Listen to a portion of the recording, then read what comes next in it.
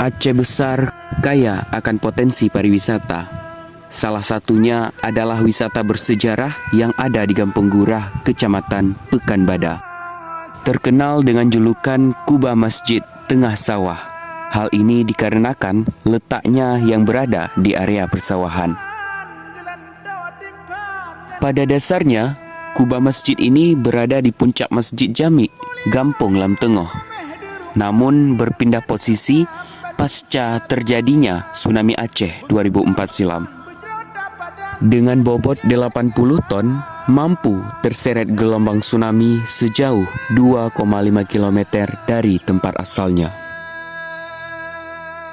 Berdasarkan kesaksian para korban yang selamat, saat terseret gelombang tsunami, kubah masjid ini bagaikan kapal yang kehilangan arah sebelum akhirnya terdampar di Kampung Gurah.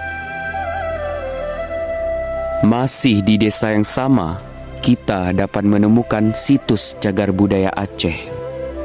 Komplek Makam Maharaja Gurah. Maharaja Gurah merupakan seorang raja yang berada di wilayah Glegurah. Sebagai seorang ulama dan penasehat Sultan Iskandar Muda, beliau dijuluki dengan Tengku Cik Maharaja Gurah.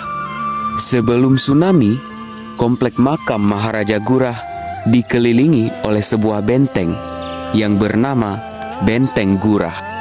Namun kini yang tersisa hanyalah pondasi benteng dan beberapa makam.